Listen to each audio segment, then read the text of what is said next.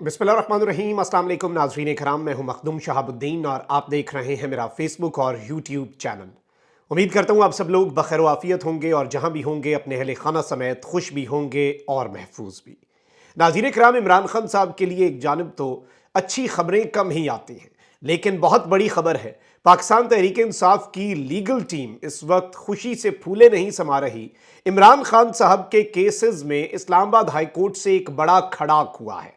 इमरान खान साहब की जमानत के हवाले से बड़ी खुशखबरी जो है वो इस वक्त सामने आ चुकी है, जबकि दूसरी जानिब शेख रशीद की बाजियाबी के मामले पर भी लाहौर हाई कोर्ट ने डंडा उठा लिया है। इलेक्शन कमीशन की दौड़ें भी लगी हुई हैं। इस वक्त बहुत कुछ चल रहा है, एक ही वक्त पे बहुत सी चीज़ें जो हैं वो साइमल्टेनियसली हो रही हैं और जाहिर बात है कि बहुत से लोगों को कन्फ्यूजन भी है कि पाकिस्तान का पॉलिटिकल जो पूरा लैंडस्केप है वो क्या रुख इख्तियार करेगा, वो उसके खद्दोखाल क्या होंगे। और ये कहना बिलाशुबा अभी कबल अज़ वक्त है, क्योंकि मंसूबे तो बहुत से लोगों के हैं, लेकिन मंसूबा किसका कामयाब होता है ये किसी को 100% आप कह लें कि यकीन नहीं है। इस सब के अंदर इमरान खान साहब के लिए ये जो अच्छी खबर आई है, ऑब्वियसली आपको पता है कि कितने मामलात हैं, किस तरह की सूरत हाल है। सो आई पर्सनली थिंक कि ये जो सिचुएशन है अगर इसे देखा जाए तो बहुत कुछ जो है वो वाजे हो जाता है और मैच जो है वो अभी भी फंसा हुआ है और सींग फंसे हुए हैं, जारी बात है।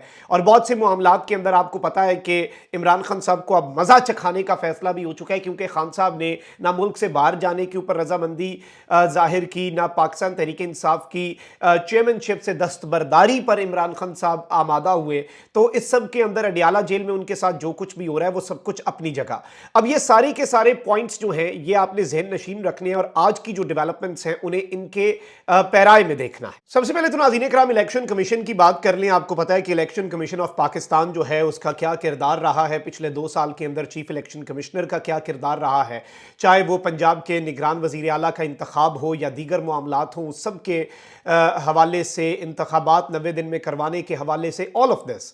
अब इस सब को अगर हम देखें तो बहुत कुछ वाजे भी हो जाता है। अभी रिसेंटली आप देखें कि इलेक्शन कमीशन जो है, सदर मुमलिकत कुछ और कह रहे हैं। इलेक्शन कमीशन ऑफ पाकिस्तान जो है वो किस तरह से मामलात को अपने हिसाब से लेकर चल रहा है और पूरा निज़ाम एक तरफ है। वैसे चीफ इलेक्शन कमिश्नर या इलेक्शन कमीशन पे बात नहीं करनी चाहिए, पूरा सिस्टम ही एक साइड पे है। ऑल्दो सदर मुमलिकत ने भी जो खत लिखा और जो उन्होंने डेट दी और साथ उन्होंने अदालत जाने का कहा, एक बड़ा होम्योपैथिक किस्म का था और उस पर इमरान खान साहब ने बरहमी का इजहार किया। यानी सदर मुमलिकत ने अपनी तरफ से तो बहुत बड़ा खड़ाक किया है, लेकिन इमरान खान साहब यूं लग रहा है कि बारीक वारदात को समझ गए जो कि बाकी लोग भी नहीं समझ सके। और इमरान खान साहब ने काफ़ी ज़्यादा गुस्से का इजहार किया सदर मुमलिकत आरिफ अलवी साहब जो हैं उनके इस अमल के ऊपर कि उन्होंने ये सब कुछ इस तरह से क्यों किया और उन्होंने ये जो ख़त लिखा। अब चीफ इलेक्शन कमिश्नर के ऊपर और बहुत से सवालात हैं। उन्होंने अमरीकी सफ़ीर से मुलाकात की, वो आपको पता चला कि मिनिस्ट्री ऑफ फॉरेन अफेयर ने सिकंदर सुल्तान राजा साहब को कहा कि आप ना मिलें तो बेहतर है, आपका मिलना बनता कोई नहीं है। बाद में बाकी जमातों ने तनकीद भी की। सिकंदर सुल्तान राजा साहब ने मिनिस्ट्री ऑफ फॉरेन अफेयर्स जो कि इस सारे मामलात को, इन सारे मामलात को देखती है, उसकी सिफारिशात को नज़रअंदाज करके ना सिर्फ मीटिंग की बल्कि इसे खुफिया रखने की कोशिश की। वो तो भांडा अमरीकी सिफारत खाने ने फोड़ दिया। बाद में फिर उनका झाके खुल गए और फिर उन्होंने बरतानवी सफीर से भी मुलाकातें की। इस बात की अभी तक किसी को वैसे समझ कोई नहीं आती। अब इलेक्शंस जो हैं, निगरान वजीर आजम बैक टू बैक ये स्टेटमेंट्स दे रहे हैं कि इमरान खान के बगैर भी इलेक्शंस जो हैं वो मुनसिफाना होंगे। इमरान खान को अगर हम इसमें से माइनस भी कर देते हैं, एहतजाज भी होता है, फिर भी इलेक्शंस तो इलेक्शंस रहेंगे, लेजिटिमेट रहेंगे। ये सारी स्टेटमेंट्स इंटरनेशनल मीडिया पर देने का मकसद क्या है, ये जारी बात है देखेंगे कि इसका मतलब क्या होता है। अब दौड़ें लगी हुई हैं, जारी बात है अब इलेक्शंस होते भी हैं या नहीं, क्योंकि मौलाना फजल और रहमान साहब जैसे किरदार जो है वो लॉन्च हो चुके हैं, जिन्होंने जनवरी में इलेक्शन करवाने पर कंसर्न्स का इजहार कर दिया कि उस टाइम पे सर्दी बहुत होती है। फिर एक काम करते हैं, इलेक्शन करवाने की जरूरत ही कोई नहीं है। कभी गर्मी होती है, पाकिस्तान के किसी इलाके में गर्मी भी होगी इतनी कि इलेक्शन नहीं हो सकेंगे, छोड़े पर है इलेक्शन का ढोंग। वैसे बेहतर है, पाकिस्तान की मैशत पहले ही अगर इसी तरह से पॉलिटिकल इंजीनियरिंग करके इलेक्शन करवाने तो फिर इलेक्शंस की जरूरत नहीं है। बड़ा घर जो है वो नाम फाइनल करके दे दे, किसने कहां पे रुकना है, किसकी कितनी सीटें हैं, उन्हें सीटें दे देते हैं। और जमहूरियत का एक लबादा उड़ना है अगर, तो फिर इतना बजट ज़ाया करते रहें, क्योंकि जमहूरी मुआशरा तो और होता है, जमहूरियत ये नहीं होती। अब इस सब में आम इंतखाबात में गैर मुल्की मुबस्सरीन को मदऊ करने के लिए इलेक्शन कमीशन का इजलास भी कल तलब हो गया और ये बैक टू बैक अब चीज़ें तो हो रही हैं और दौड़ें लगी हुई हैं इलेक्शन कमिश्नर साहब की और इलेक्शन कमीशन के लोगों की भी। अब गैर मुल्की मुबस्सरीन जो है, इंटरनेशनल ऑब्जर्वर ऑब्जर्वर्स ये किसी भी इलेक्शन में बड़े इंपॉर्टेंस के हामिल होते हैं और इनकी जो ऑब्जर्वेशंस होती हैं, मैं समझता हूँ कि ये ऑब्जर्वर्स जो हैं ये बिल्कुल इन्हें अनबायस्ड लगाने चाहिए और ये ऑब्जर्वर्स जो हैं ये वो हों जो सच जो है उसे रिपोर्ट भी कर सकें। और ऑब्वियसली इससे बहुत से सवालात भी आगे चल के, ये बहुत आगे चल के मामला बड़ा दिलचस्प और बड़ा इंटरेस्टिंग भी हो सकता है। अच्छा, इसके साथ ही साथ मैं एक और आपके सामने बड़ी अपडेट रख देता हूं। सुप्रीम कोर्ट में फैजाबाद धरना नजरसानी केस की 28 सितंबर की समाअत का तहरीरी हुक्मनामा जो है वो अब जारी हुआ है।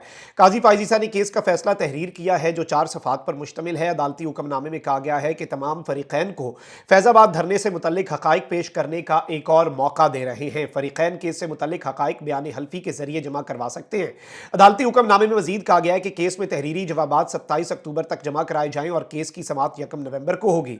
अदालती हुक्मनामे के मुताबिक अटॉर्नी जनरल ने कहा कि वजारत दिफा अपनी नजरसानी की दरखास्त पर मजीद कार्रवाई नहीं चाहती। IB, पैमरा और PTI ने भी मुतफर्रिक दरखास्त के जरिए नजरसानी दरखास्तें वापस लेने की इस्तदा की, जबकि दरखास्त गुजार शेख रशीद ने नया वकील करने के लिए मजीद मोहलत की इस्तदा की। दरखास्त गुजार एजाजुल हक ने फैसले के पैराग्राफ नंबर 4 पर एतराज उठाया और दौरान समाअत केस से मुतल्लिक 4 सवालात उठाए गए। हुक्मनामे में मजीद कहा गया है कि कुछ दरखास्त गुजारों की अदम हाजिरी पर उन्हें एक और मौका दिया जाता है। अदालत ने मुशाहिदा किया कि कुछ लोगों ने अवामी सतह पर कहा कि उन्हें मालूम नहीं कि क्या हुआ। इन लोगों का कहना था कि फैजाबाद धरना केस में अदालत ने उनके नुक्ता नजर को मद्देनजर नहीं रखा। फैजाबाद धरना केस के फैसले के पैराग्राफ 17 के तहत यह मौकफ अदालत के लिए हैरान कुन है।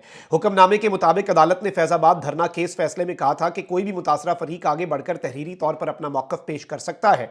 अटॉर्नी जनरल ने कहा कि फैजाबाद धरना एक महदूद वक्त के लिए था और इसके दायरे इख्तियार को वसी नहीं किया जाना चाहिए।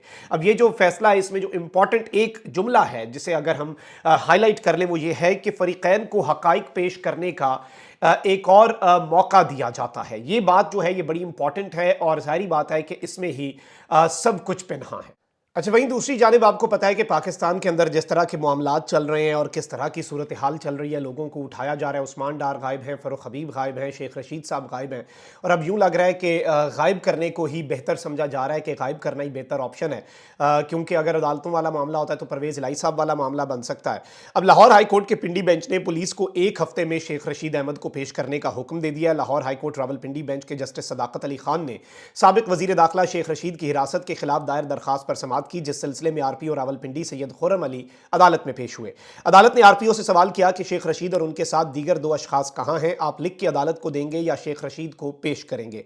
अदालत के पूछने पर RPO ने अदालत से मजीद 15 दिन का वक्त मांगा। इस पर अदालत ने कहा कि 15 दिन बहुत ज्यादा है, यह आम मामला नहीं है, 2 दिन की भी मोहलत बहुत ज्यादा होगी। जस्टिस सदाकत अली ने कहा कि वकील दरखास्त गुजार सरदार अब्दुर राजिक के कहने पर मजीद 7 दिन की मोहलत देता हूं। शेख रशीद 1 हफ्ते के अंदर पेश ना हुए तो अदालत FIR का हुक्म देगी। शेख रशीद के साथ गिरफ्तार 2 अफराद रिहाई के बाद क्या कह रहे हैं। बाद अदालत ने केस की समाअत 1 हफ्ते तक मुलतवी कर दी है और ये जो वक्त दिया है इसके अंदर अदालत ने ये बात बहुत ज़्यादा क्लियर कर दी है, बहुत ज़्यादा वाज़ेह कर दी है कि इमरान खान साहब के करीबी साथी शेख रशीद साहब जो हैं, अगर उन्हें पेश नहीं किया जाता फिर हम FIR का हुक्म देंगे।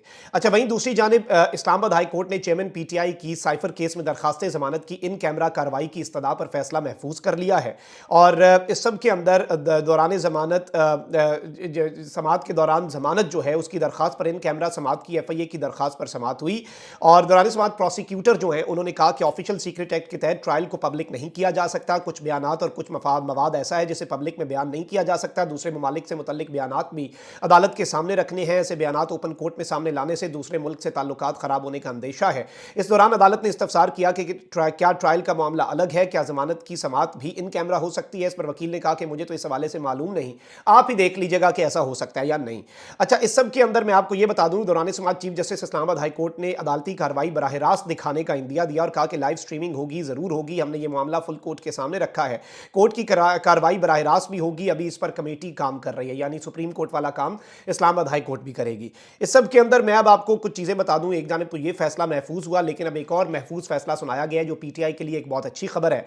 इस्लामाबाद हाई कोर्ट ने चेयरमैन PTI की 9 जमानतों की दरखास्तों पर महफूज फैसला सुना दिया। चीफ जस्टिस आमिर फारूक और जस्टिस तारिक महमूद जहांगीरी ने यह फैसला सुनाया और इस्लामाबाद हाई कोर्ट ने 9 मुकदमात में जमानत खारिज किए जाने का सेशन अदालत का फैसला कलअदम करार दे दिया। सेशन अदालत के फैसलों के खिलाफ चेयरमैन PTI की दरखास्त मंजूर कर ली।